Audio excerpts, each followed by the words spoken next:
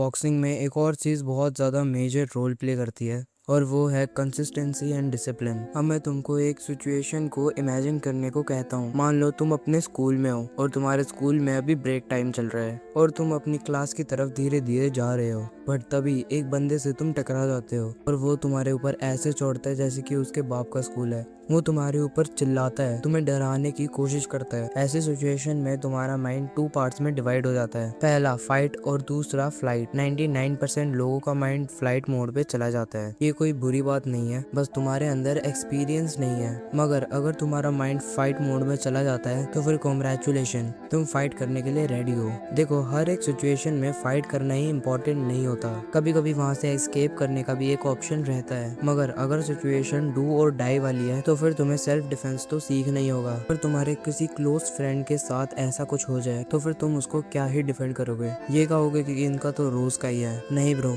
देखो, मैं यहाँ पर मोटिवेशन तो देने नहीं आया हूँ, मैं तुम्हें बस सेल्फ डिफेंस सिखाने आया हूँ ताकि तुम अपने लव वंस को प्रोटेक्ट कर सको। एंड आई थिंक ऐसी सिचुएशन में बॉक्सिंग एक बहुत ज्यादा अच्छा ऑप्शन हो सकता है। और भी मार्शल आर्ट्स होते हैं मगर उनको कभी फ्यूचर में डिस्कवर करेंगे। अगर तुम्हें बिगिनर फ्रेंडली वीडियो चाहिए तो तुम मेरी ये वाली वीडियो देख सकते हो, इसमें मैंने बॉक्सिंग क्या होता है ये बताया है। अब आ जाते हैं मिडिल स्टेज यानी कि इंटरमीडिएट लेवल पर। मगर थोड़ा सा रिकैप मैं दे देता हूँ। बॉक्सिंग में 2 स्टैंस होते हैं, एक ऑर्थोडॉक्स और एक साउथ पॉ में तुम्हारा लेफ्ट हैंड डोमिनेंट है तो फिर उसको तुम पीछे रखते हो as a power punch, and right hand से तुम जैब मारोगे। अपना राइट पैर आगे और लेफ्ट पैर पीछे रखोगे। और अगर तुम ऑर्थोडॉक्स यानी कि राइटी हो तो तुम्हारा राइट हैंड पीछे की साइड रहेगा जो कि पावर पंच कहलाएगा, एंड तुम्हारा लेफ्ट हैंड जैब मारने के लिए काम आएगा। तुम्हारा लेफ्ट पैर आगे और राइट पैर पीछे रहेगा। नाउ बात करते हैं पंचेस की, तो इसमें mainly 4 types of punches cover होते हैं जो कि हैं jab, hook, cross and uppercut. Now हम बात करते हैं गार्ड के बारे में। अटैक करना जितना इम्पोर्टेंट है उतना इम्पोर्टेंट है अपने आप को डिफेंड करना। कोई से भी स्टैंस में तुम खड़े रहो उससे फर्क नहीं पड़ता। फर्क ये पड़ता है कि तुम्हारे हाथ तुम्हारे चिन को कवर करते हैं और तुम्हारी एल्बो तुम्हारे ऑब्लिक्स को।